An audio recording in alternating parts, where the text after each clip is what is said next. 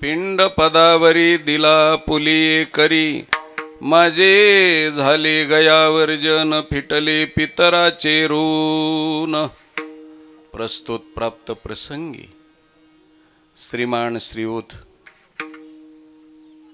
हरिभाऊ दगडूजी अंतरकर यांच्या प्रथम वर्ष श्राद्धाच्या निमित्तानं त्यांच्या स्मृती जाग्या करण्यासाठी, त्यांच्या प्रतिमेला आणि कर्तृत्वाला उजाळा देण्यासाठी, त्यांच्या सूक्ष्म शरीराला सद्गती मिळण्यासाठी सर्व नातेवाईकांच्या माध्यमातून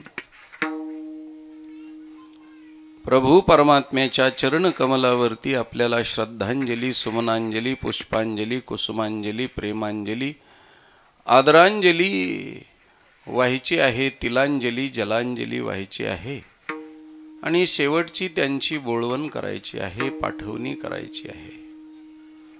कारण इहलोक संपल्यानंतर पारलौकिक जीवन जगत असताना तिथालचे कायदे, तिथालचा रीतरिवाज, तिथालचा पूर्णपणे संबंध वेगळा असतो. आणि या दृष्टिकोनातून या जीवाचं सारखं येणं जाणं या ग्रहावरून त्या ग्रहावरती, हल्लीच्या भाषेत आपण वैज्ञानिक दृष्टिकोनातून ग्रहावरून त्या ग्रहावरती जाणं असं संबोधन दिलं जातं. आणि पूर्वीच्या पौराणिक आणि ऐतिहासिक आणि सैद्धांतिक स्थितीमध्ये बोलायचं ठरलं तर परग्रहवासीय किंवा आपण ज्यांना वैकुंठादी, स्वर्गादी, कैलासादी ही नामविधान दिलेली आहे, त्या पद्धतीनं यहलोक हा मृत्यूलोक सोडल्याच्या नंतर आपल्याला तिथल्या कायद्याला दृष्टिकोनातून संपूर्ण रीतरिवाज, मुलीला जसं माहेर सोडल्याच्या नंतर सासरचा रीतरिवाज वेगळा असतो, तिथालचे आडनाव वेगळं असतं, गोत्र वेगळं असतं, चालीरीती वेगळ्या असतात, सगळ्या गोष्टीला तिला सामावून घ्यावं लागतं आणि माहेरची नाळ पूर्णपणे तोडून टाकावी लागते. त्या पद्धतीनं जीव यहलोकामध्ये हा देह सोडल्याच्या नंतर पारलौकिक जीवन जगत असताना त्याला काही गोष्टीची गरज असते. माहेर जरी तुटलं असलं तरी सुद्धा माहेराच्या जीवनामध्ये काही तिचं देणं लागत असतं. त्या देण्याच्या दृष्टिकोनातून पाठीमागच्या लोकांना त्यांचं ते देणं करावं लागत असतं. म्हणून ते देणं म्हणजे माहेरच्या मुलीला जसं माहेरच्या लोकांनी काही देणं आहे, तिचं कर्तव्य आहे, त्याप्रमाणे इहलोक सोडल्यानंतर पारलौकिक जीवनामध्ये त्यांना सुख, समृद्धी, ऐश्वर्य, धनधान्य मिळण्याकरता इहलोकातील लोकांनी जे केलेलं कर्म असतं त्याला अंत्येष्टी कर्म म्हणतात. त्याला षोडशी असं म्हटलं जातं.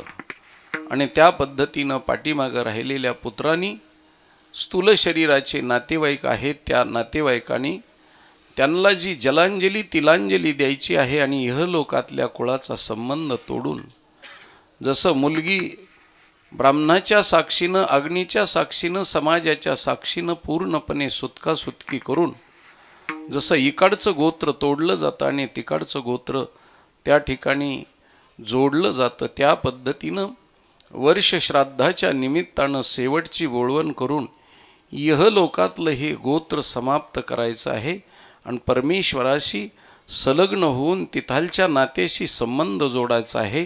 त्याला वर्ष श्राद्ध म्हणतात.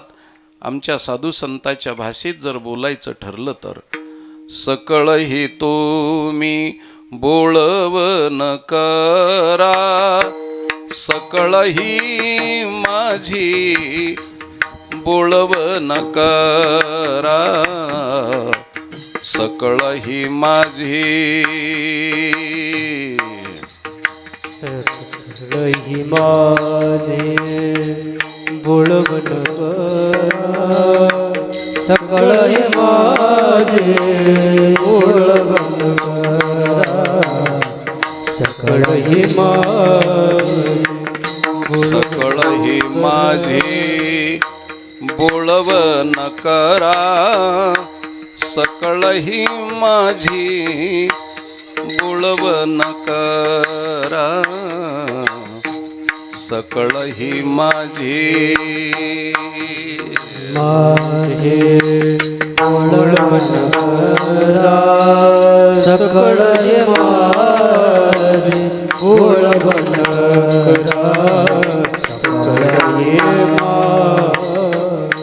सकळ ही माझी बोलवन करा परतोनी घरा जावे तुम्ही सकळ हे माझे बोलवन करा परतोनी घरा जावे तुम्ही सकळ ही माझी बोलवन करा परतोनी घरा जावे तुम्ही सकळ हे माझे बोलवन करा परतोनी घरा जावे तुम्ही सकळ हे माझे बोलवन करा सकळ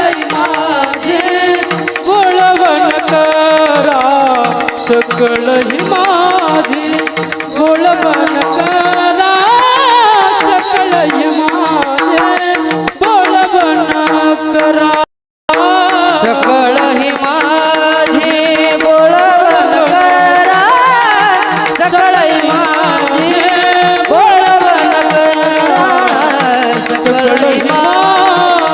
बोलवन करा सकळ ही माझी बोलवन करा सकळ ही माझी साधू संतांच्या भाषेत बोलायचं ठरलं तर सकळ ही माझी बोलवन करा. कारण जीव ही कन्या आहे महाराज. खऱ्या अर्थानं पाहिलं तर इथं आल्याच्या नंतर पुरुष स्त्री असे जे भेद निर्माण होतात ते जीवाच्या ठिकाणचे भेद नसतात, ते शरीराचे भेद असतात. जीवाच्या ठिकाणचे भेद नसतात. हो, आपल्याकडं जरी मुलगी लहान असली तरी ती सासर घरी गेल्यानंतर ती तिकडची मोठी होऊ शकते. इकडची लहान आहे पण तिकडं ती मोठी असते, थोरली जाव असते. एखादी वेळेस इकडं मोठी असते पण तिकडं ती लहान जाव होऊ शकते. इकडचा रीतरिवाज तिकडचा रीतरिवाज वेगळा असतो.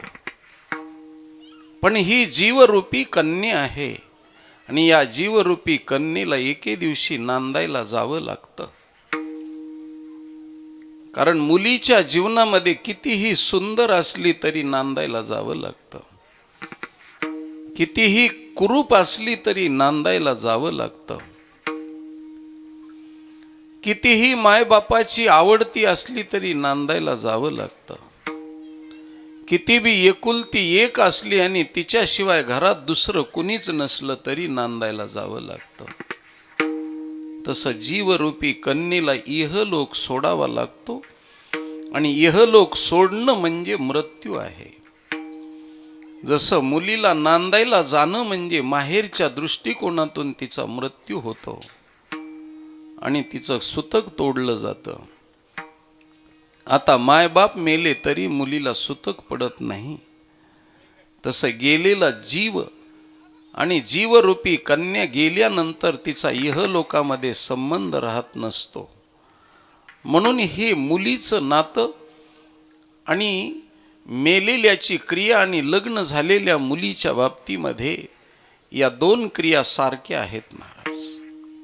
म्हणून मुलीचं लग्न होणं म्हणजे एक दृष्टिकोनातून तिचा मरण असतं, मृत्यू असतो. आणि इहलोकात शरीर सोडून गेल्यानंतर हे शरीर हे घर आहे. कोणाचे हे घर? हा देह कोणाचा? आत्माराम त्याचा तोची जाणे. हे घर सोडावं लागतं महाराज. बापाचं घर मुलीला सोडावं लागतं. हो, बापाचा बंगला जरी असला तरी तो सोडायचा आणि नवऱ्याची झोपडी असली तरी माझी म्हणायची. नवऱ्याच्या झोपडीलाही माझं म्हणायचं आणि बापाचा बंगला असला तरी बाजूला टाकायचा. मुलीच्या जीवनामध्ये बापाची 4 व्हीलर गाडी असली तरी बाजूला टाकायची आणि नवऱ्याची ऊस तोडीची गाडी असली तरी माझी म्हणायची. तिच्या जीवनामध्ये जसं मरण म्हणजे नांदायला जाणं आहे आणि पारतंत्र्याचा पूर्णपणे त्या ठिकाणी अभाव असतो. माहेर घरी जी सगळ्यापेक्षा उशिरा उठत असते ती मुलगी असते, पण सासर घरच्या रीतरिवाजामध्ये सगळ्याच्या अगोदर उठावं लागतं. माहेर घरी सगळ्याच्या अगोदर झोपते, माहेर घरी असल्यानंतर सगळ्याच्या अगोदर जेवते, माहेर घरी असल्यानंतर सगळे उठल्यानंतर उशिरा उठते, म्हणून तिला माहेरवासीन म्हणलं जातं. आणि सासरग्रही गेल्याच्या नंतर सगळे उठायच्या अगोदर उठावं लागतं आणि सगळे झोपल्याच्या नंतर झोपावं लागतं. आणि ज्येष्ठ मंडळीचे अंथरुण करून द्यावे लागतात आणि कनिष्ठ मंडळीचे, लेकराचे, बाळाचे, सासऱ्याचे, सासूचे, नवऱ्याचे, सगळ्याचे अंथरुण करून द्यावे लागतात. आणि सकाळी ते उठून गेल्याच्या नंतर सगळ्याचे अंथरुण काढावे लागतात, झाडलोट करावी लागते, स्वयंपाक पाणी आणावं लागतं, स्वयंपाक करावा लागतो. तिथालचं सगळं जिम्मेदारी तिच्याकडं असते, पण मालकी हक्क तिच्याकडं नसतो महाराज. तिच्याकडं मालकी हक्क नसतो. ती सासरग्रही पारतंत्र्यामध्ये जीवन जगत असते. म्हणून तिच्या सासर घरी जात असताना तिच्या बापानं तिच्यासाठी संसार सुखाचा व्हावा तिचा म्हणून केरसुनीसह वर्तमान, टिकल्याच्या पाकिटासह वर्तमान सगळं तिच्या बापानं दिलेलं असतं. बोलण्याचा प्रयत्न करू नका म्हणून त्यांना. विठ्ठल विठ्ठल विठ्ठल विठ्ठल विठ्ठल विठ्ठल विठ्ठल विठ्ठल विठ्ठल. हो, स्वयंपाक तिनं करून सुद्धा सगळे जेवल्याच्या नंतर तिला जेवावं लागतं. हे पारतंत्र्यातलं जीवन आहे. पण माहेरच्या भांड्यावरती, माहेरच्या पलंगावरती, माहेरच्या गादीवरती, माहेरच्या केरसुनीनं तिथालं घर झाडायचं असतं. हे माहेराहून दिलेली तिच्या सुख समृद्धीसाठीची व्यवस्था असते.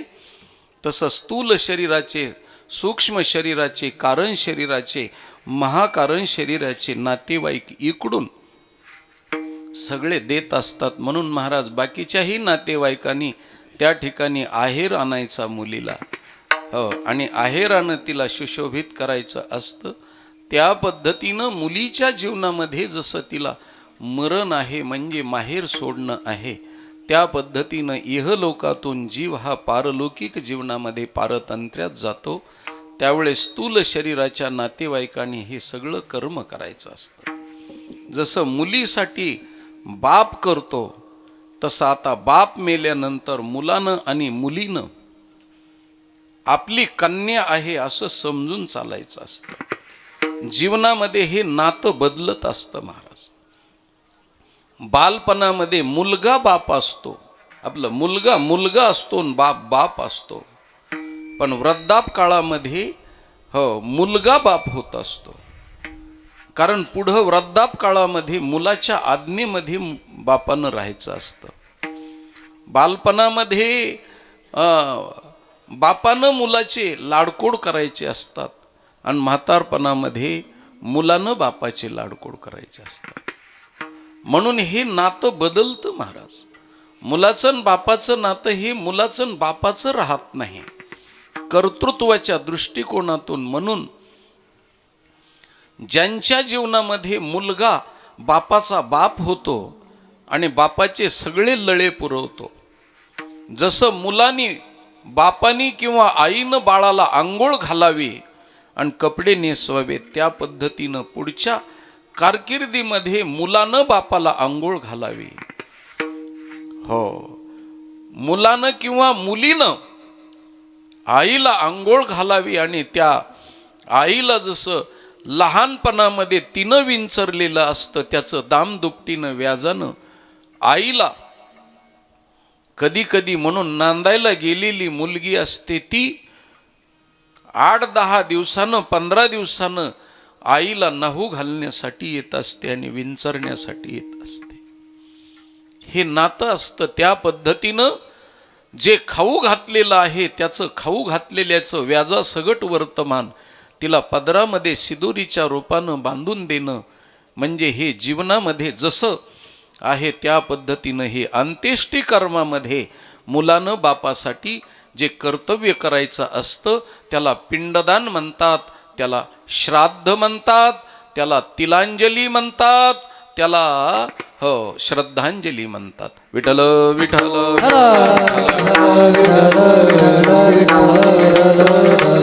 विठ्ठल. बालपणामध्ये बापानं जे केलेलं कर्तव्य पुत्राच्या बाबतीत असतं त्याचं व्याज दामदुपटीनं परत द्यायचं असतं. म्हणून मुलानं दामदुपटीनं द्यायचं. म्हणून जिजाचे किंवा हरिभाऊ जिजाचे हे 4 पुत्र आणि 2 कन्या आहेत. त्यांच्यासाठी त्या जिजानी जे केलेलं आहे त्याचं त्यांना दामदुपटीनं व्याजासह वर्तमान त्यांना द्यायचं आहे. म्हणून 4ही सुपुत्र म्हणजेच याचा अर्थ राजाभाऊ, हरिभाऊ अंतरकर, त्यानंतर भागवतराव हरिभाऊ अंतरकर, कल्याणराव हरिभाऊ अंतरकर, उद्धवराव हरिभाऊ अंतरकर आणि दोन्हीही कन्या जिजाबाई ज्ञानदेव अभंग आणि पार्वतीबाई किंवा छटाबाई नवनाथराव राऊत या कन्येनं आणि पुत्रानं मायबापाची जी पाठवणी करायची आहे, बोळवण करायची आहे, त्या दृष्टिकोनातून जे केलेलं कर्म आणि केलेली अंत्येष्टी क्रिया असते त्या क्रियेला श्राद्ध म्हणतात. आणि स्थूल शरीराचे नातेवाईक जसं मुलीचं आणि मुलाचं लग्न असतं, ज्ञानोबराच्या परिभाषेत बोलायचं ठरलं तर वधूवराचे मिळणी वऱ्हाडिया लुगडी लेणी.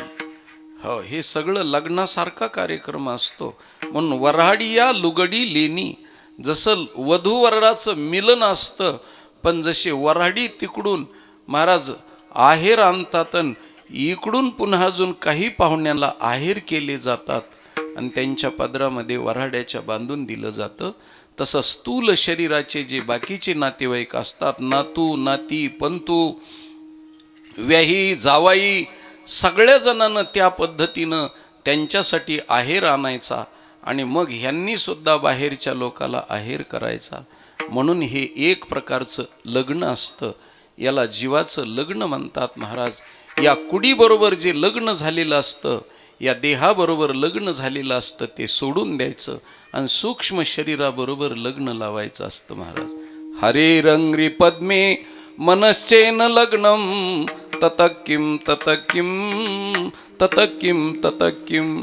या शरीराला सोडायचं, हे घर सोडायचं आणि सूक्ष्म शरीराबरोबर लग्न लावायचं आणि त्या सूक्ष्म शरीराच्या बरोबर मग त्याच्या माध्यमातून त्याच्या प्रवासाप्रमाणे आणि त्याच्या रीतरिवाजाप्रमाणे त्याची पाथेय म्हणजे चाललेल्या वाटेच्या माध्यमातून त्यांना कमी पडत असेल त्यावेळेस त्यांनी बांधून दिलेली सिदोरी खायची म्हणजे त्याला श्राद्ध म्हणतात. विठ्ठल विठ्ठल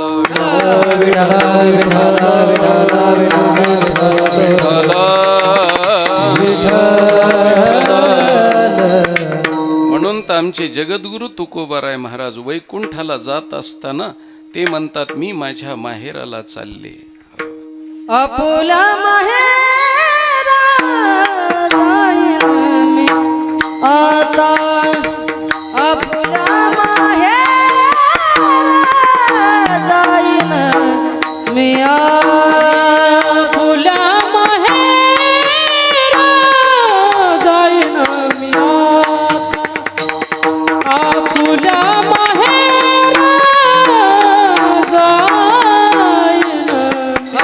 आपुला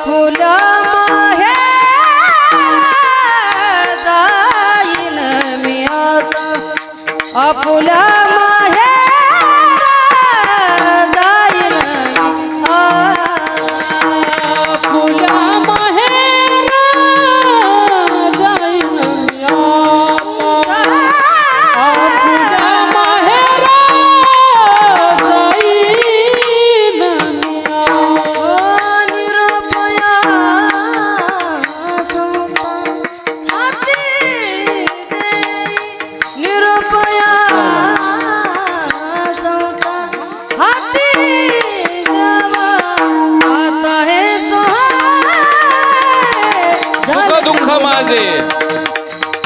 सुख दुःखम ऐकिले कानी, सुख दुःख माझे ऐकिले कानी, सुख दुःख माझे ऐकिले कानी, निरोया जाता हाती आला, निरोया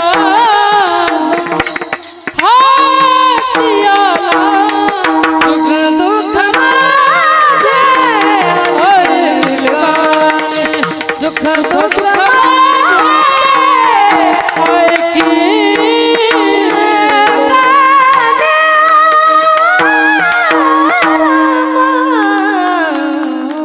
विठ्ठल विठ्ठल. साधू संतांच्या हातानं निरोप येत असतो. कधी कधी मुलीला सांगत असतात सासर घरची मंडळी, माहेर घरची, की येताना मुलीला घेऊन या. पूर्वीच्या काळात मुराळी जायचा, हो, पण आता तशी एवढी मुराळ्याची गरज नाहीये. कारण मुराळी का जायचा त्याचं कारण आहे.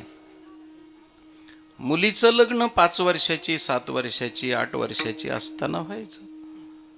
म्हणून कन्या या शब्दाचा अर्थ आहे महाराज, ती 9 वर्षापर्यंत असते ती कन्या असते, आणि 12 वर्षापर्यंत असते ती उपवर असते, असा शब्द आहे. म्हणून कन्या ही 9 वर्षापर्यंत, म्हणून कन्या सासुऱ्याशी जाये असं वर्णन करायचं महाराज. म्हणून तिला मुराळी न्यायला यायचा, कारण ते लेकरू 8-9 वर्षाचं असायचं, चुकून दुसरीकडे जाऊ नये म्हणून त्याच्याकरता मुराळी लागायचा. आता 35 वर्षाच्या बाईला काय करायचं आहे मुराळी महाराज? ती चुकून जाणार नाही कुणीकडे दुसरीकडे, तुम्हाला चुकवीन पण ती नाही जाणार. म्हणून आता मुराळी म्हणजे उग बीच में मेरा चांद भाई, काही गरज नाही त्याची, अशी वास्तविक मुराळी असायचा पूर्वीच्या काळामध्ये. लहान कन्या असायची, अज्ञान असायची, म्हणून त्या पद्धतीनं आणि छानपैकी गोड असं त्या टाईमला आपली संस्कृती होती महाराज, हिंदू संस्कृती होती. आता माणसं हिंदू संस्कृतीपासून बाजूला गेले, तर पाश्चात्य विचारसरणीनं माणसं फार प्रगत झालेत. जुने येडे लोक काही बी करायचे महाराज. आता प्रगत असलेली माणसं शिदोऱ्या वगैरे असं काही नेत नाहीत, कारण रस्त्याला किलोमीटरला धाबे झालेले असल्यामुळं, सासरवाड्या असल्यामुळं काही न्यायची गरज नाही महाराज. आता पुढं स्वयंपाक सुद्धा घरी करणार नाहीत लोक, कारण हॉटेलमध्ये जेवण आणि धाब्यावरती जेवण. धाब्यावर जेवण जेवलं की महाराज त्या पैसे देणाराचं धाबं दणांत बरं का असं. म्हणून त्याच्याकरता आता ही प्रगती व्हायला लागली त्या पद्धतीनं. आणि तेही धाब्यावाले लोक त्या भाजीमध्ये एक विशिष्ट प्रकारची पावडर टाकते, त्याच्यामुळं आपले जे रसनेंद्रिय आहेत त्याची तो स्त्रावच बाकीच्या घरच्या भाजीला प्राप्त होत नाही. ती भाजी जर मिळाली तरच त्याला ते गोड लागतं. म्हणून तुम्हाला तिथली चट लागण्याकरता ती पावडर टाकली जाते, आणि मग तुम्ही तिथं जातात म्हणजे तुम्हाला ती वड लागावी. म्हणून घरची भाजी आवडत नाही. म्हणून आता हल्लीच्या काळातले लोक, खेड्यातले बी लोक 8 दिवसातून तरी एकदा दोनदा तरी कमीत कमी हॉटेलमध्ये जातातच महाराज. आणि ही खरी प्रगती आहे आपली. आणि म्हणून 1-1 किलोमीटरला धाबा निघणं म्हणजे तशी प्रगती नाही आहे. अर्ध्या किलोमीटरला आता इथून फाट्यापर्यंत जाऊस तर 5 तरी धाबे व्हायला पाहिजेत, तेव्हा जळगाव सुधारलं महाराज. नाही तर तितक्याने सुधारलेलं नाहीये. विठ्ठल विठ्ठल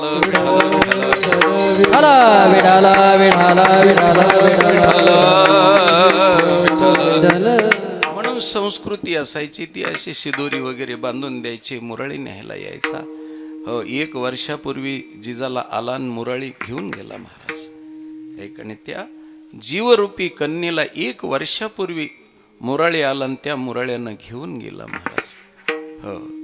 आणि कळलं त्यांना की समजा आता मुरळी न्यायला आलेला आहे. आणि मुरळी न्यायला आलेला पूर्वीच्या काळामध्ये 8-8 दिवस राहायचा. बाकीच्या लोकांना गावातल्या कळत नसं मुरळी कधी आला म्हणून.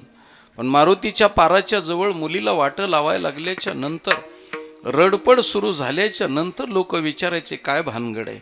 त्यावेळेस सांगायचे आमक्या पाटलाची मुलगी नांदायला चालली. कधी आला होता मुरळी? लोक चौकशी करायचे, काही सांगता येणार नाही.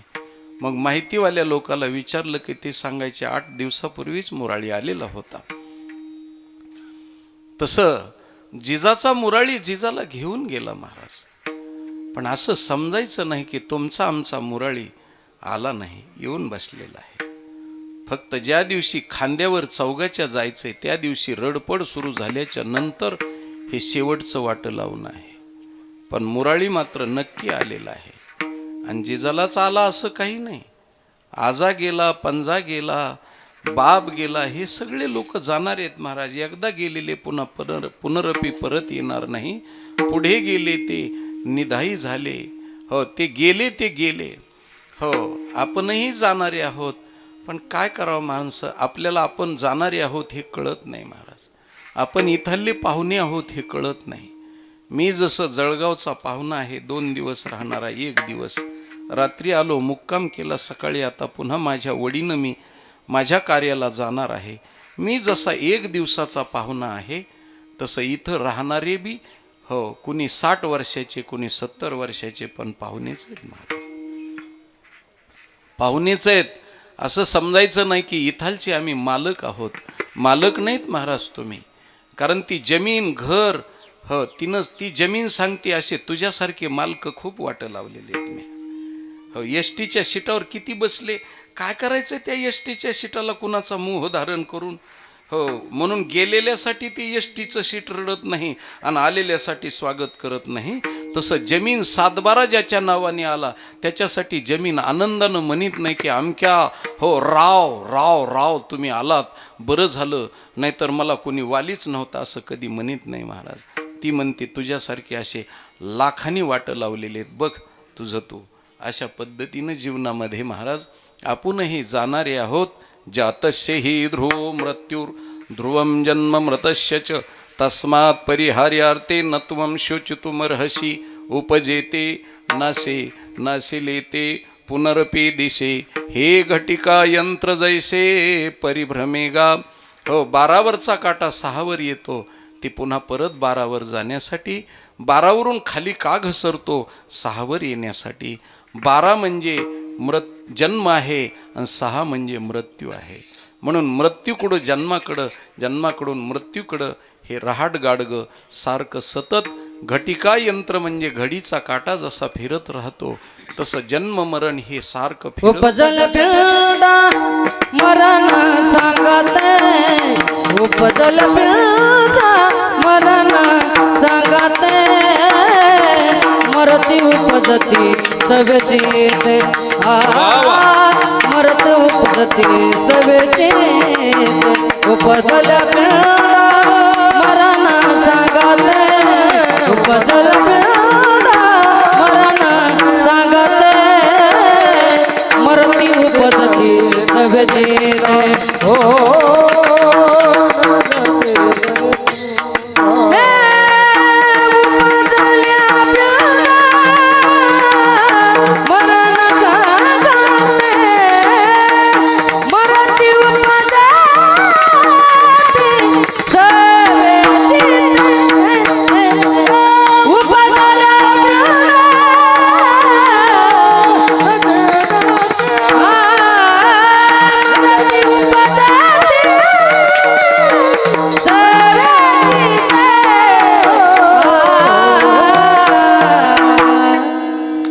उपजल्या पिंडाशी मरण सांगाते.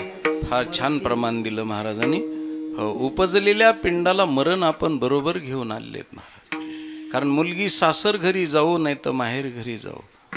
हो, ती सासर घरून माहेर घरी येत असताना नवऱ्याशी करार करते. नवरा म्हणतो चाललीस पण येशील कधी, करार करते. तसं आपण करार करून आलेलो आहेत महाराज. मालकाच्या बरोबर करार केलेला आहे, कधी येशील. हो, म्हणून आपल्यासाठी करार आहे महाराज. म्हणून मुराळी येतो आणि मुराळी घेऊन जातो. सगळ्याला माहिती होत नाही गावाला, पण ज्याची त्याला माहिती असतो. म्हणून आपण मुराळी कधी आणलेला आहे तर आपला मुराळी आपल्याबरोबरच आलेला आहे. काही माहेर घरी सांगतात की घेऊन जा मुलीला आणि पुन्हा आणा. तुम्हाला घेऊन जायचंय ना. सासर घरचे लोक वजनदार असले म्हणजे मग माहेर घरच्या लोकाला वाकवीत असते. हो म्हणतेत घ्यायचंय ना तुम्हाला तर घेऊन जा आणि पुन्हा आणून घाला पुढच्या आठवडी बाजारामध्ये, नाही तर इथं आणून घाला. हो इथं आणून घाला, नेऊन घाला, हे जसं सांगतात त्या पद्धतीनं सासरची मंडळी वजनदार असल्यामुळं तेवढं काम करते. तसं यमराज, हो आपण वजनदार असल्यामुळं आपला यमराज नावाचा मुराळी आपल्याला घेऊन आलेला आहे आणि आपल्याला तो घेऊनच जाणार आहे. आणि कधी तो मुराळी आला महाराज, तर कधी मुराळी आला, आईच्या गर्भामध्ये प्रवेश आपला नंतर होतो आणि मरण अगोदर आईच्या गर्भात प्रविष्ट होतं. म्हणून आपण एकटे जन्मत नाहीत, मरणासकट जन्मत असतो. म्हणून आईच्या गर्भामध्ये अगोदर मरण प्रविष्ट होतं, मरण जातं, हो आणि नंतर हो आपला जन्म होतो. म्हणून त्याच्याकरता आपण उपजल्या पिंडाशी मरण सांगाते. आपलं मरण आपण आपल्या हातावर घेऊन आलेलो आहोत. म्हणून मरण कधी आहे हे ठरलेलं आहे. हो फक्त उचलायचीच गोष्ट आहे. म्हणून हा दिवा हो वादळामध्ये टिकला त्याला महत्व आहे, विजला त्याला महत्व नाही. कारण चक्रीवादळ सुटलेलं आहे, 2 मिनिट दिवा राहिला त्याला महत्व आहे. म्हणून जास्तीत जास्त तो दिवा राहावा म्हणून काचामध्ये किंवा त्याला संरक्षण म्हणून लोक ठेवीत असतात. तसं शरीरामध्ये असलेला आत्मा म्हणजे दिवा आहे महाराज. ज्ञानदेव म्हणे ज्योतीची निज ज्योती तीही मूर्ती विठेवरी, उभी मूर्ती विठेवरी. कारण आत्मज्योत आहे महाराज, आत्मज्योत आहे. आणि ती ज्योत 3.5 कोटी शरीराला छिद्र येतं. या छिद्रामध्ये 60, 70, 80, 90 वर्ष राहिले ह्याला महत्व आहे. विजला त्याला महत्व नाही. माणूस मेला कसा लोक आश्चर्य करतात. नाही नाही नाही, अरे इतक्या दिवस जगला कसा ते महत्वाचं आहे, ते आश्चर्य आहे. म्हणून मनुष्य जन्म आश्चर्य आहे, मरण आश्चर्य नाही. विठ्ठल विठ्ठल विठ्ठल विठ्ठल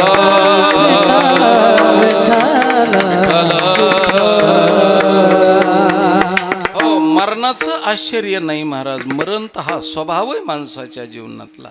आणि पुन्हा दुसरी गोष्ट अशी छानपैकी सांगतो, या जगतामध्ये खरं काय असेल तर फक्त मरणच खरं आहे. आणि म्हणून माणूस मरायच्या टाईमला खरं बोलतो बघा. जन्मभर खोटं बोलतो, पण मरायच्या टाईमला निदान त्याची वाचा बसलेली असते, पण त्याला खरं बोलायची इच्छा असते त्यावेळेस. म्हणून कुणी कुणाचे 5 रुपये जर बुडविले तर तुम्हाला सांगतो 5 रुपये बुडविलेले ज्याचे बुडविले त्याला आठवणीत राहत नाही माझे ह्याने 5 रुपये बुडविलेत म्हणून. पण बुडविणारा माणूस नक्की ध्यानात ठेवतो आणि मरायच्या टाईमला त्याच्या ध्यानात येतं ह्याचे 5 रुपये आपण बुडविलेले आहेत म्हणून. असं पूर्णपणे पटच तयार होऊन येतो समोरासमोर आपण काय काय पाप केलेलं आहे. हो म्हणून आमच्या साधू संतांनी गोड स्थितीत सांगितलं मला, काय जन्मा येवोनिया जोडिली म्या जोडी, काय जन्मा येवोनिया जोडिली म्या जोडी, काय जन्मोनिया जोडिल्या जोडी, काय जन्मायोनिया जोडिल्या जोडी, काय जन्मा येवोनिया जोडिली म्या जोडी, काय जन्मा येवोनिया जोडिली म्या जोडी, जोडिली जोडी, काय जन्मोनिया जोडिल्या जोडी. हाची घडोघडी चित्ता येतो आठव, हाची घडोघडी चित्ता येतो आठव, हाची घडोघडी चित्ता येतो आठव, हाची घडोघडी चित्ता येतो आठव, हाची घडोघडी चित्ता येतो आठव, हाची घडोघडी चित्ता येतो आठव, हाची घडोघडी चित्ता येतो आठव, हाची घडोघडी चित्ता येतो आठव. निया जोडीनी ना जोडी काय जन्म येवो निया केली ना जोडी काय जन्म येवो निया केली ना जोडी काय जन्म येवो निया केली जोडले म्या जोडी काय जन्मा येऊन या जोडिली म्या जोडी आणि हाची घडोघडी चित्ता येतो आठव. मृत्यूच्या टाइमला सगळं आठवतं महाराज आणि तो आठव होतो आणि नियती बी त्या टाइमला त्याला सगळं आठवायला लावते. आठव संपलेला असतो, आठव नाठव गेले भावाभाव, पण मृत्यूच्या टाइमला सगळं आठवायला लागतं आणि पूर्वोत्तर कर्म आपलं जागं होतं. म्हणून मृत्यू जीवनामध्ये उपकारक गोष्ट आहे. कारण जन्म हा खोटा आहे महाराज. कारण जन्मल्या पहिल्यांदा माणूस खोटा वागतो. कारण आईच्या गर्भामध्ये सांगतो देवाला, मज सोडवी दातारा कर्मापासून दुस्तरा. हात जोडलेले असतात गर्भामध्ये त्याने, देवा मला एकदाचा सोडव रे, एकदाचा सोडव, मी तुला आठवीन पाय हा माझा नवस, रात्र आणि दिवस पांडुरंगा. म्हणून तो असा हात जोडतो. गर्भात हात जोडलेले असतात महाराज त्याने. हो, पण गर्भाच्या बाहेर आला आणि इहलोकाचा वारा लागला महाराज, की पहिल्यांदा रडतो आणि देवाला पहिल्यांदा बेमान होतो. मी कधी म्हणलो, कव्हा कव्हा कव्हा. रडण्याचा आवाज त्याचा तसा आहे महाराज, कव्हा. आणि पहिला बेमान होतो. इहलोकातल्या सृष्टीमध्ये आला की बेमान होतो आणि मरेपर्यंत पुन्हा बेमान राहतो. आणि मग मृत्यूच्या टाइमला त्याला पूर्ण आठवतं की मी जबान दिली होती त्यांना, म्हणून आठवतं त्यावेळेस. हो, तोपर्यंत आठवत नाही. म्हणून मरण ही खोट्यातली खोटी गोष्ट आहे. आणि खोट्या लोकांच्या सहवासामध्ये खोटं वागण्याची वेळ येते आणि खोट्या लोकांच्या आचार विचाराप्रमाणे पुन्हा खोटं वागणं जातं महाराज. आणि मग खोटं वागणं आणि खोट्याच पद्धतीनं जीवन जगणं अशी परिस्थिती आपल्या जीवनामध्ये होते. आणि सगळे आपल्याला खोटंच वागवायला शिकवित असतात आणि त्या खोटं वागण्याला खरं वागणे असं समजून देत असतात. पण सर ते शेवटी महाराज मरण हीच एक गोष्ट खरी आहे.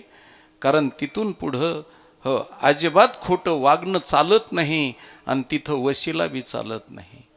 तिथं वशिला तर चालत नाहीच नाही, पण खऱ्या अर्थानं सांगतो तुम्हाला, तिथं लाचलुचपतही चालत नाही.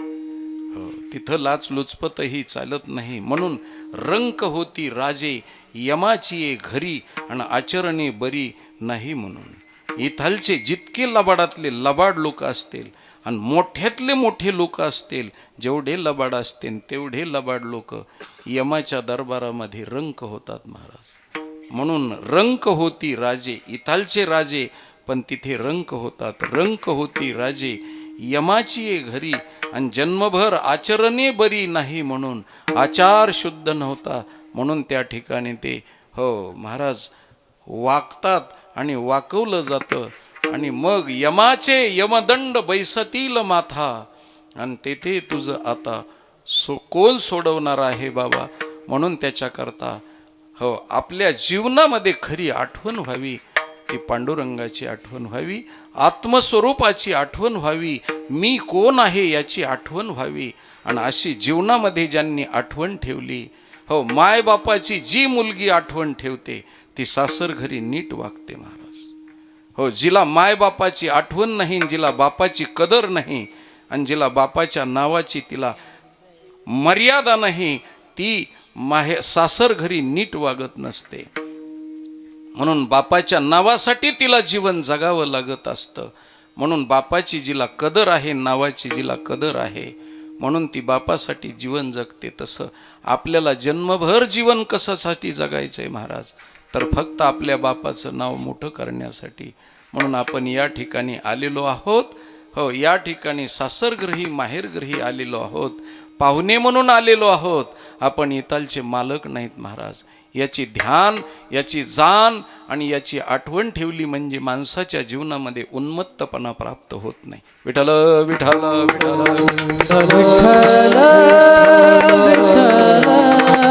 विठ्ठल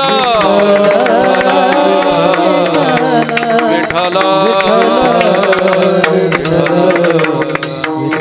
हो, आणि मरण सुखासुखी झालं म्हणजे मग मुलगी जर सासरग्रही आनंदानं गेली महाराज, हसत हसत गेली की समजावं सासर घर सुखी आहे. सासर घर सुखी आहे हे कशावरून ओळखायचं? तर मुलगी माहेर सोडत असताना हसत हसत आनंदानं गेली की समजावं सासर माहेर झालेलं आहे. हो, माहेरासारखं सासरमध्ये जीवन आहे असं सासराची आठवण मुलगी जात असते त्याच्यावरून कळत असते. तसं माणसाचं मरण हसत हसत गेलं की समजावं त्याचं मरण आणि त्याचा इहलोकातलं कर्तृत्व नीट आहे. आणि आता त्याचं म्हणजे हो वैकुंठादी हे माहेर आनंदाचं झालेलं आहे महाराज. म्हणून खऱ्या अर्थानं पाहिलं तर म्हणून साधू ओळखीजे मरणी आणि शूर ओळखीजे रणी. रणांगणामध्ये शूर ओळखला जातो. परीक्षा आहेत महाराज, परीक्षा आहेत ह्या. साधूची परीक्षा मरणामध्ये असते. म्हणजे किती पचून मेला त्याला महत्व नाही, तो आनंदाने किती मेला त्याला महत्व आहे. म्हणून कबीरदासजींनी गोड सांगितलंय, जब आया तो जगत में जग हासे तू रोय. कबीर महाराज सांगतात, तू ज्यावेळेस जगतामध्ये आलास त्यावेळेस तू रडत आलास आणि सगळं जग तुझ्यासाठी हसलं. अमक्या माणसाला मुलगा झाला म्हणून जग हसलं महाराज. कुणी साखरपान वाटलं, कुणी गुढ्या उभ्या केल्या, हो कुणी हेल घातला, हो काही काही तऱ्हेनं त्या पद्धतीनं अमक्या माणसाला मुलगा झाला, लेकरू झालं म्हणून जगाला आनंद झाला आणि जग हसलं. पण येत असताना तू रडत आलास. पण आता जीवनामध्ये असं कर्तृत्व कर रे. मरणाधी सावध भावे, मरणाधी सावध भावे, मरणाधी सावध भावे, मरणाधी सावध भावे, मरणाधी सावध भावे, मरणाधी सावध भावे, मरणाधी सावध भावे, मरणाधी सावध भावे. कीर्ती करो नि मरावे, कीर्ती करो नि मरावे, जन्म घालू नये वाया, जन्म घालू नये वाया. कीर्ती करो निराळे, कीर्ती करो निराळे, जन्म घालू नये वाया, जन्म घालू नये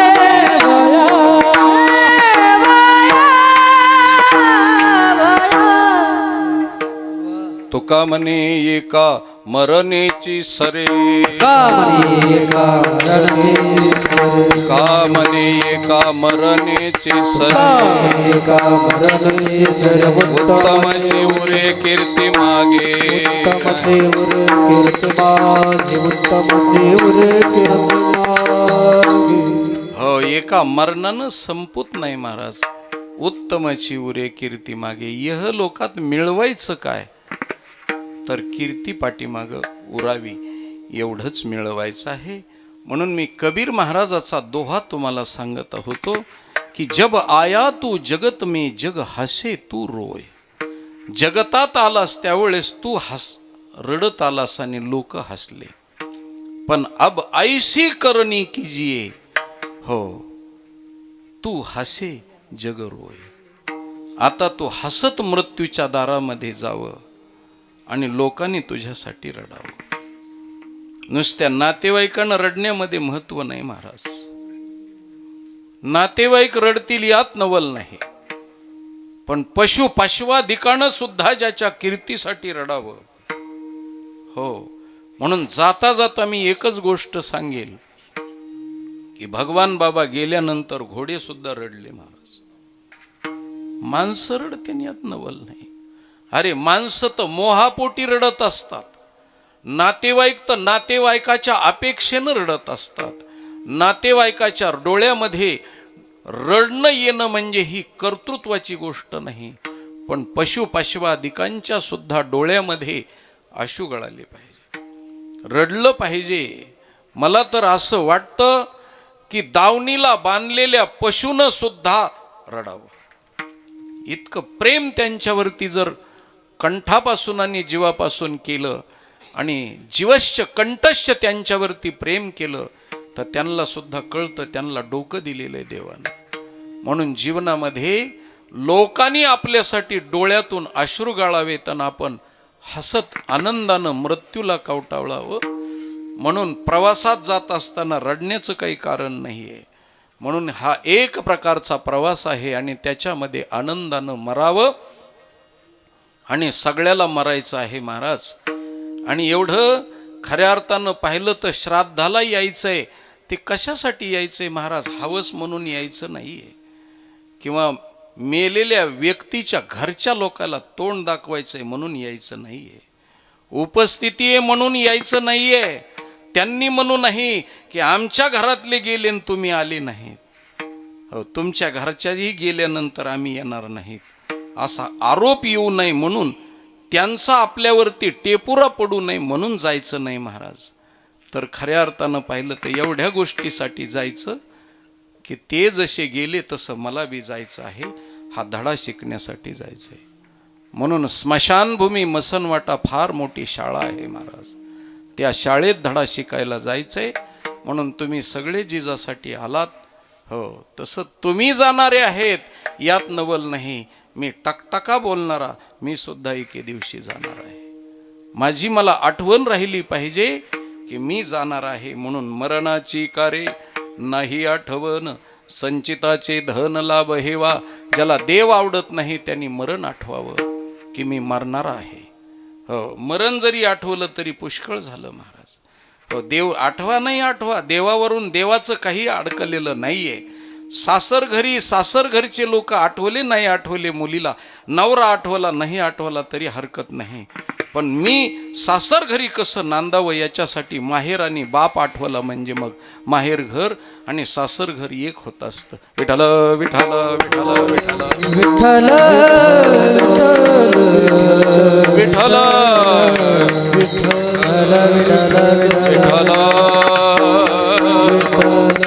म्हणून हे शरीर सोडायचं आहे महाराज. आमच्या साधू संतांनी गोड स्थितीमध्ये सांगितलं की या शरीरासाठी आम्ही कर्ज काढलेलं आहे. कर्ज काढलेलं या शरीरासाठी हे एकट्याचं नाही. कारखाना किंवा गाडी जर समजा आपल्याला 4 व्हीलर गाडी घ्यायची ठरली ना, आपली ताकद नसेल तर बँकेकडून कर्ज घ्यावं लागतं. मोठा कारखाना टाकायचा असला तर हो, पहिली गोष्ट जागतिक बँकेचं आपल्याला नाणेनिधीचं महाराज परवानगी काढावी लागते, नंतर केंद्राची परवानगी काढावी लागते, नंतर राज्याची परवानगी काढावी लागते, नंतर पुन्हा तुम्हाला सांगतो हो राष्ट्रीयकृत बँकेची, रिझर्व्ह बँकेची परवानगी घ्यावी लागते, त्यानंतर सोसायट्याचं ना हरकत प्रमाणपत्र घ्यावं लागतं आणि एवढं सगळं घेऊन कारखाना उभा करावा लागतो. तसं शरीररूपी कारखाना उभा करीत असताना पहिली गोष्ट ब्रह्मदेव आपलं ब्रह्माचं परब्रह्माचं एकोहम बहुश्याम हे जागतिक नाणेनिधीचं पहिलं कर्ज घेतलेलं आहे. त्यानंतर दुसरं कर्ज ईश्वराचं आणि मायेचं घेतलेलं आहे महाराज.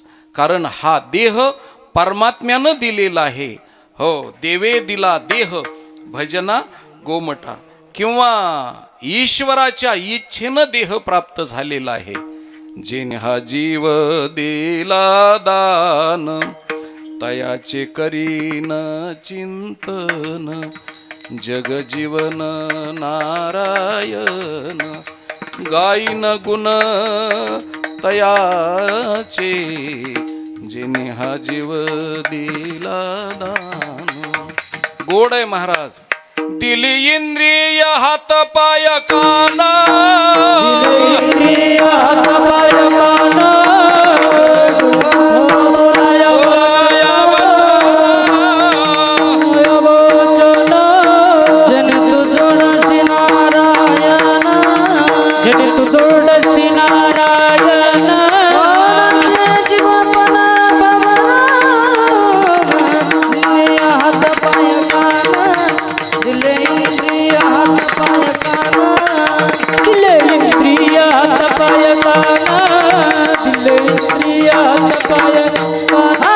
दिले इंद्रिय हात पाय कान डोळे मुख बोलाया वचन जन तुळसी नारायण नाश जीवन दिली इंद्रिय हात पाय कान डोळे मुख बोलाया वचन जेने तू जोडसी नारायण नासे जीवपन भवरोग. महाराज परमात्म्याने आपल्याला पाय दिलेत, हात दिलेत. एक गोष्ट सांगतो, जगाच्या पाठीवर 84 लक्ष प्राणी येतं, पण इतक्यामध्ये हात फक्त माणसालाच दिलेत महाराज. हात कुणालाच दिले नाहीत. ते हात दुसऱ्याला दाखविण्यासाठी आणि दुसऱ्याच्या थोबाड फोडण्यासाठी दिलेले नाहीत महाराज. हे हात भगवंतांनी माणसालाच का दिलेत, तरी हे हात एवढ्या कारणासाठी दिलेत, देवाची पूजा करण्यासाठी, अन्नदान करण्यासाठी, हो खऱ्या अर्थानं पाहिलं तर कर्तृत्व जमा करण्यासाठी भगवंतांनी आपल्याला हात दिलेले आहेत. कोणत्याही प्राण्याला 84 लक्ष योनीमध्ये कोणत्याच प्राण्याला हात दिले नाहीत महाराज, माणसाला हात दिलेले आहेत. हो दिली इंद्रिय हात पाय कान, माणसाला 2च पाय दिलेले आहेत, काही प्राण्याला पायच दिले नाहीत महाराज देवाने. हो साप नावाच्या प्राण्याला बिलकुल पाय दिले नाहीत. हो सापाला पाय दिले नाहीत महाराज, नागाला पाय दिले नाहीत. पण पाय नाही देता सुद्धा दुसऱ्याला दंश करतो, तो चावतो महाराज, दुसऱ्याला विष देतो आणि मारतो. हो पाय दिले नाहीत देवानं त्याला. हो गोमीला एवढे पाय दिलेले आहेत महाराज हो भगवंताने की इतक्या पायाची खरं म्हणजे तिला गरज नाही आहे. पण देवाची काय लीला आहे कुणास ठाऊक. हो दिले महाराज गोमीला पाय, पण गोमीला एवढे पाय देऊन बी गोम कधी पंढरपूरला जात नाही महाराज. हो म्हणून जे जे गोमीची माणसं असतात ते कधी पंढरपूरला जात नाहीत. अशी गोष्ट आहे. गोमीला बरं गोमीचे 4-2 काढून जर समजा सापाला दिले असते तर काय बिघडलं असतं का त्याचं. हो तसं हा हो हो लय लोक मारले असते. हो सापाला जर पाय दिले असते तर त्यांचं म्हणणं लय मोठे लोक मारले असते. अहो पाय नाही देऊन बी मारतोय तो, आहे का नाही. हा असं आहे त्याचं. विठ्ठल विठ्ठल विठ्ठल माणसाला 2च पाय दिलेत महाराज. 4 पाय बी दिले नाही, 2च पाय दिले. दिली इंद्रिय हात पाय कान. कान कशासाठी दिलेत महाराज. गाढवाला माणसापेक्षा मोठाले कान आहेत आणि त्याच्यापेक्षा हत्तीला मोठे कान आहेत, पण माणसाचे कान ऐकण्यासाठी दिलेत महाराज. हो खूप श्रीमद भागवतात त्याच्यात गोड वर्णन आहे महाराज. हो म्हणून सर्वांगाचे कान करून कथा ऐकावी आणि आपल्या हिताच्या गोष्टी समजून घेण्याकरता कान दिलेले आहेत भगवान परमात्म्याने. म्हणून माणसाला 2 कान दिलेले आहेत. मी एक जणाला विचारलं 2 कान देवानी कशासाठी दिले असते. त्यांनी सांगितलं महाराज एका कानानं कीर्तन ऐकायचं आणि दुसऱ्यानं सोडून द्यायचं, त्याच्यासाठी 2 आहेत म्हणले. असं त्यांनी सांगितलं. मी म्हणलं छान आहे तुझं म्हणणं छान आहे, कारण मरावून तुझ्या पोटी जन्माला यावं म्हणलं. इतके बुद्धिमान माणसं आहेत. तर 2 कान का दिलेले आहेत महाराज देवाने. ऐकण्यासाठी 2 कान दिलेले आहेत. दिली इंद्रिय हात पाय कान. मी कशासाठी बोलत होतो की कर्ज काढलेले कर्ज, आणि इतका सुंदर मनुष्य देह निर्माण करून भगवंतानं दिलेला आहे. हो हे सगळं देवानं दिलं. बुद्धी माणसाला दिलेली आहे, जीभ माणसाला दिली, पण जीभ अनेक प्राण्याला दिलेली आहे. हो जीभ तर कोणत्याही प्राण्याला तर सोडा. हो पण आपली पायपाची मोटर जी असते पाणी वडणारी त्याला सुद्धा जीभ दिलेली महाराज. पण ती जीभ कधीच राम राम घालीत नाही ना महाराज. कधीच ती जीभ तिला जीभ म्हणते तर आहे का नाही. पण ती जीभ काहीच करीत नाही, खात बी नाही, चवीनं काही घेत बी नाही, गिळीत बी नाही आणि काहीच करीत नाही, तरी बी तिला जीभ म्हणते. तर हो, पुन्हा अजून पेनल असते बघा. हो, पेनलही वरच्या बाजूला पूर्वीच्या काळात पत्ती असायची आणि खालच्या बाजूला काय असायची, जीभ असायची. त्याला बी जीभ दिली आहे, पण ती जीभ कधीच, काळ्या तोंडाची जीभ कधीच नामस्मरण करीत नाही. त्या जीभी काय, आणि एखाद्याचं तोंड जर नामस्मरण करीत नसेल, नीट गोड बोलत नसेल, तर ते हो, त्या पेनाची काय आणि त्या मोटरच्या पाईपाची काय, त्याच्यात काय बदल आहे महाराज. म्हणून ही जीभ माणसाला दिली नामस्मरण करण्यासाठी, गोड बोलण्यासाठी, दुसऱ्याला तकलीफ देण्यासाठी जीभ दिलेली नाही महाराज. ही जीभ नावाची गोष्ट अशी आहे की जीभ सगळं काही करते महाराज. तरी ती 32 भावाच्या मध्ये महाराज ती सतत ती धाकात आहे ती जीभ. हो, 32 भावाच्या धाकात आहे महाराज ती जीभ. म्हणून तिने काही आगाव बोलायचं नाही. हो, आणि आगाव ती जर बोलली तर लोक बुक्की टाकून 32च्या 32 पाडते महाराज. हो, म्हणून त्या बहीण भावाचा गोड संवाद आहे महाराज. बहीण भावाचा, ती बहीण आणि दात काय म्हणतात महाराज, ते दात म्हणतात, हो, हम 32 भाई तुम अकेली माय. हो, ते काय म्हणतात, 32 दात, आम्ही भाऊ आहे तर 32 जण, आणि आमच्या 32 जणात तू एकुलती एक एकटीच आहेस. हम 32 भाई तुम अकेली माय, आणि एक बार चावा चावू तो फिर्याद किधर जाय. हो, जर तुला चावलं कचकुनी तर तुझी फिर्याद कुठं जाईल, असे ते दात म्हणतात तिला. पण ती जीभ बी बरोबर त्या 32 भावाची बहीण असल्यामुळं ती सुद्धा बरोबर बोलती त्याला. ती म्हणते की तुम 32 भाई मैं अकेली माय, आणि एक बार तीडी चलोंगी तो 32 ही गिर जाय. एक बार जर तीडी चलली तर म्हणले 32च्या 32 घाशात घालते लोक महाराज. म्हणून ती बहीण इतकी मर्यादेनं वागते महाराज. जोपर्यंत दात आहे तोपर्यंत खिडकीतून डोकावून बघत नाही, कधी खोटी गोष्ट सांगत नाही. पण एकदा भाऊ गेले की तिला दुःख सहन होत नाही महाराज. म्हणून सारखी दात निघून गेल्यावर ती खिडकीतून सारखी डोकावून बघते, माझे भाऊ परत येतात का काय म्हणून सारखी. हो, आणि ती पुन्हा अधूनमधून चापून बघती, मळणी यंत्राची चाळणी फिरल्यासारखी. हो, खडी वाळू सिमेंट नुसती चाळणी असं. दात पडलेले माणसं काय खातेत बिचारे, त्यांची त्यांनाच माहिती. जन्मभर खायला मिळालं नाही म्हणून मनातली मनात मांडे खातेत का काय कोणाला, पण खातेत महाराज. आणि दात निघून गेल्याच्या नंतर काय खरं असतं महाराज ते. हो, दात निघून गेले की गलित गात्र अवस्था होते. जाऊ द्या, सांगण्याचं तात्पर्य काय आहे की आपल्याला जीभ दिलेली आहे, आपल्याला डोळे दिलेले आहेत, कान दिलेले आहेत, एवढे प्रभावशाली इंद्रिय भगवंताने दिलेत, त्याला जोडण्यासाठी आणि नीट बोलण्यासाठी, नीट वागण्यासाठी दिलेले आहेत. म्हणून जोपर्यंत डोळे गावची कवाड लागत नाहीत तोपर्यंत योग्य दर्शन करा. जोपर्यंत जीभ वाचा बसत नाही तोपर्यंत हो नामस्मरण करा. जोपर्यंत आपले पायगावची मेटे बसत नाहीत तोपर्यंत वारी करा. हो, म्हणून हे सगळं देवानं दिलेलं आहे. आणि इतका सुंदर असलेला देह संपायच्या अगोदर आपण जोडी जोडली पाहिजे. म्हणून त्याच्याकरता शिकायला जायचंय महाराज. म्हणून दुसऱ्याच्या प्रेत यात्रेला, दुसऱ्याच्या समजा म्हणजे हो बिना निमंत्रणाचं जायचं महाराज, बिना निमंत्रणाचं. हो, तोरणा घरी का मरणा घरी, माणूस मेल्याच्या नंतर निमंत्रणाची गरज नाही. तोरणा घरी का मरणा घरी जायचं आहे. म्हणून त्याच्याकरता हो जायचं कशासाठी, तर धडा शिकण्यासाठी जायचं आहे. असा दृष्टिकोन डोळ्यासमोर ठेवून हे शरीर रूपी हो आपण कारखाना गाडी तयार केलेली आहे, ही कर्जाऊ घेतलेली, आणि ते कर्ज हो फेडायचं असतं.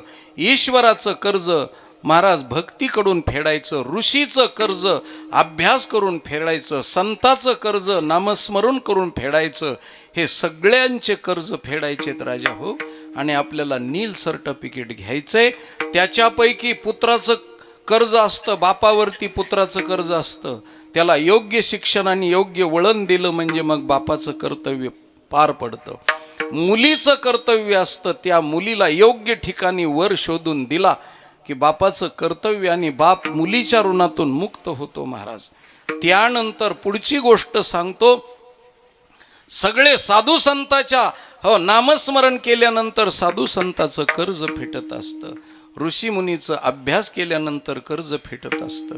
हे सगळे कर्ज फिटत असतात. पण ज्या मायबापानं जन्म दिला त्या मायबापाचं कर्ज खऱ्या अर्थानं कधी नील सर्टिफिकेट होतं तर वर्ष श्राद्धाच्या दिवशी बापाची सही होती आणि त्याच्या नावानं केलेलं जे पिंडदान असतं शेवटचं वर्ष श्राद्धाचं त्यावेळेस त्याची सही होते आणि नील सर्टिफिकेट बापाचं मिळतं. म्हणून आमच्या साधू संतांनी सांगितलं बापाकडून आणि आपल्याला या सृष्टीकडून नील सर्टिफिकेट. माणूस कर्जाच्या बोजामध्ये जर असेल तर तो माणूस खाली मान घालतो महाराज आणि कर्ज फिटल्यानंतर वरती मान करीत असतो. म्हणून जीवनामध्ये मायबापाचं कर्ज त्यांची जन्मभर सेवा करूनही कर्ज फिटलं पाहिजे. तसं त्यांचं पिंडदान करून कर्ज फिटलं पाहिजे. त्याच्यासाठी अभंगाच्या पहिल्या पिंड पदावरी पिंड पदावरी पिंड पदावरी पिंड पदावरी पिंड पदावरी पिंड पदावरी पिंड पदावरी पिंड पदावरी पिंड पदावरी पिंड पदावरी पिंड पदावरी पिंड पदावरी पिंड पदावरी पिंड पदावरी पिंड पदावरी पदावरी पिंड पदावरी पिंड पदावरी पिंड पदावरी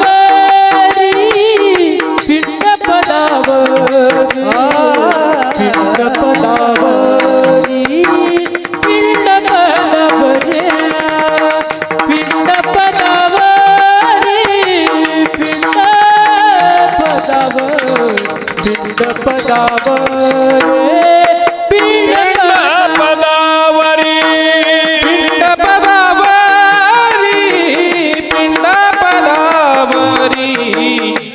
पिंड पदावरी पिंड पदावरी पिंड पदावरी पिंड पदावरी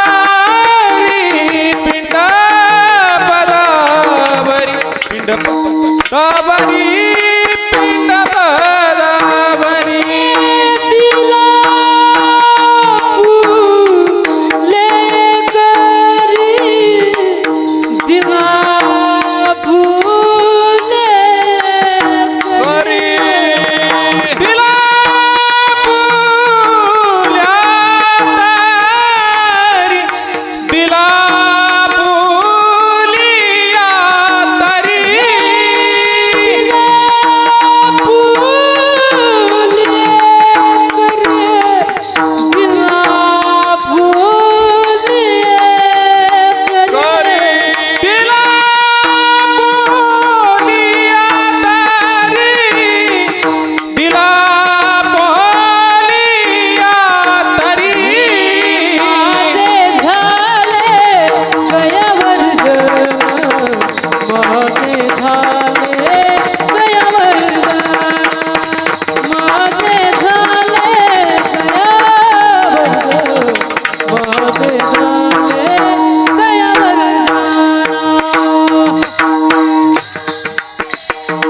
वरिजन माझे झाले दयावर माझे झाले दयावर जन माझे झाले दयावर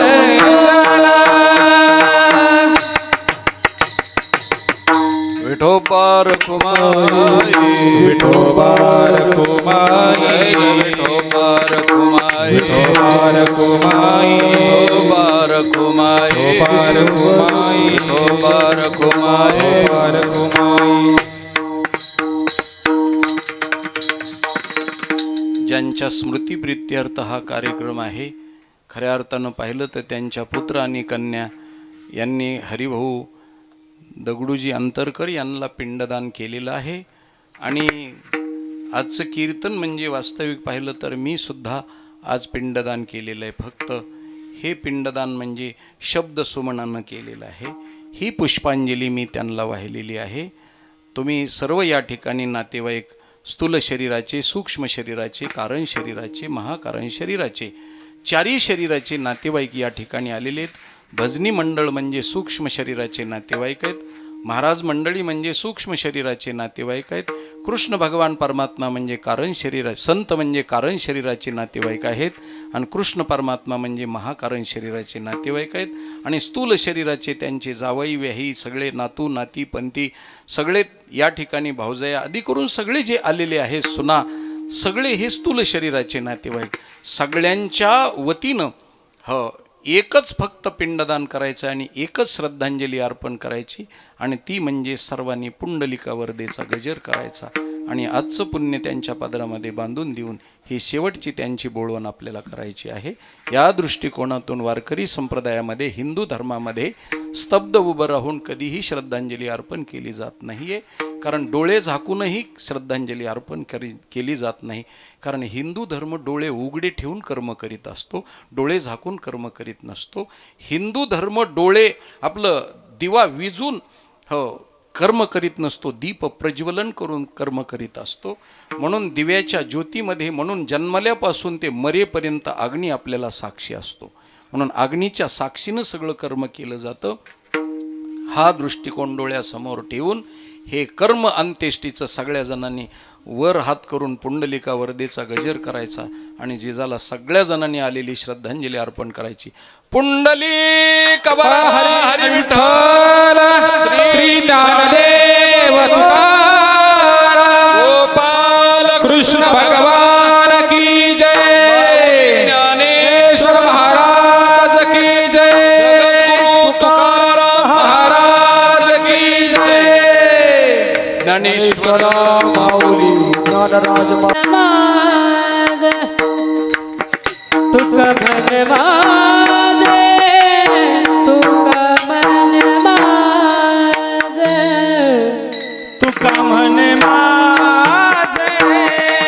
तुका मन माझे, तुका मन माझे, तुका मन माझे, तुका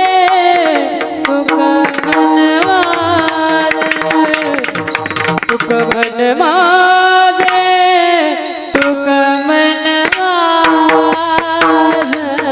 तुका मन माझे, तुका मन माझे, तुका मन माझे, तुका मन माझे, तुका मन माझे. भार उतारले बोझ, भार उतारले बोझ, माझे झाले गयावल जन, माझे झाले गयावल जन. भार उतारले बोझे, भार उतारले बोझे, माझे झाले गयावर जन, माझे झाले गयावर जन. फिटले पितराच ऋण, फिटले पितराच, जय हो जय हो. पितराच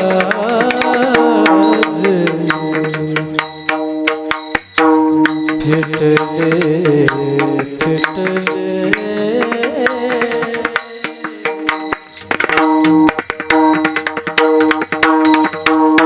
फिटले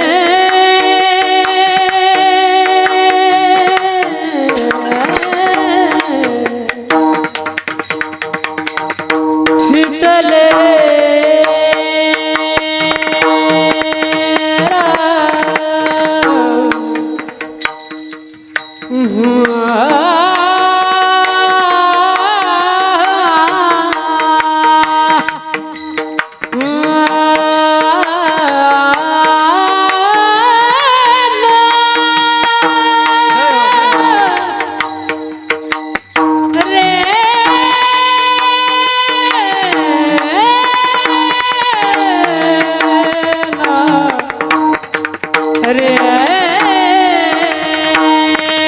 फिटले फिटले आ आ